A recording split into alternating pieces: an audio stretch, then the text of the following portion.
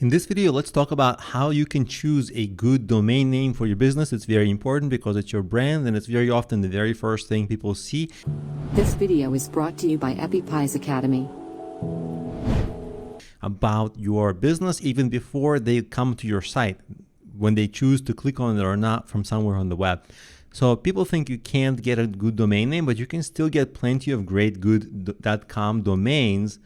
What you should try to do is keep it relatively short, 2 to 3 syllables. If you go longer, it's okay. It's not the end of the world, but you should make an effort to stay short on it.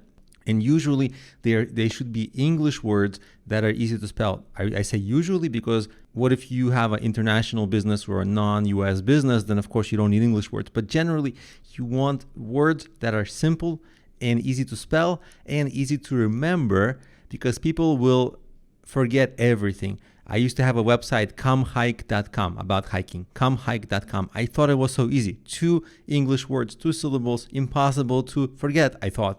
And then people would forget all the time. They would be like, go hiking? What is it? Is it go hike? So then I realized, oh my God, people will forget. To make it as easy as possible for people. And of course, give hints about your brand. It doesn't have to be exactly what the business is, but at least a little bit of a hint to it.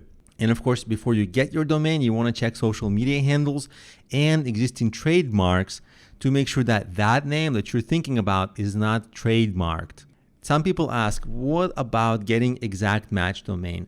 Exact match domain are, like, let's say if you're selling shoes, your domain would be shoes.com. And so when people search for shoes, your site will have a much higher chance to come up in Google because it's obviously the domain is shoes, the search is shoes.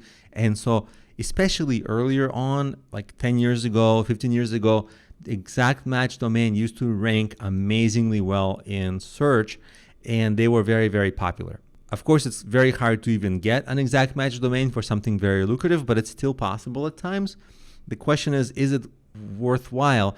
It still makes a difference, but it also has some problems, because if you need to change direction later, then your exact match domain will restrict your brand flexibility, because that same exact example, comehike.com, if I wanted to expand into camping or skiing, it would be hard because the name hike is right there in the domain.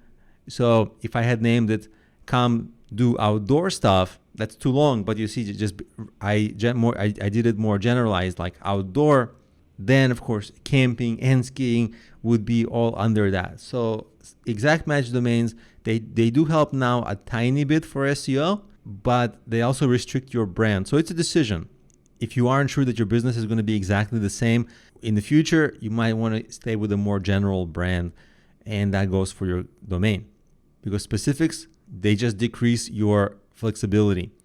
And what you want to do is, of course, stay away from .net, .biz, .info, and even sometimes .co. I know .co are popular now, but a lot of consumers outside the tech world, they're not sure about this .co, and they're always going to ask, is it .co? Is it .com? You don't want the domain to be distracting from your core business. You want to get to the more important things.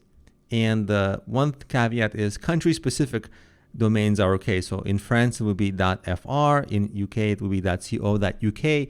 There are far more domain names available with those extensions than .com. So it's easier to get a great domain. Of course, that's only if you're doing a business in France or in UK. If you're doing a US-based business, don't make sense anymore. Now let's talk about what not to do. Don't put numbers in your domain. Don't put hyphens like this example, XYZ -ABC. Hyphens are just weird. Don't violate trademarks. This would be a trademark violation, and Facebook would come after you, like facebooker.com is an example, right? It's I'm sure you can't get that domain anyway, but if you could, don't. So you always want to check if you're infringing on existing trademarks. There are ways to check on your own. You just Google around for it. This course is not about checking for trademarks, but you should definitely Google how to check for trademarks. It's very simple. Trademarks are publicly available information, and you can just find if something is trademarked. And don't rush into a domain. A lot of people think, oh, if I don't get it now, people will buy it. Most of the time, that's not true. Take a while before you decide, because you'll be stuck with it for a long time if you get it wrong. So get a lot of feedback on your domain, get a lot of opinions, and only buy it a little later. So let yourself kind of think about it, and avoid weird spellings, because people just won't remember that. And every time people forget or they feel confused, they're gonna feel bad about themselves and feel stupid and just not do business. That just causes them kind of to go away or not engage. So the easier you can make things for people, the better always. Now, buying domains.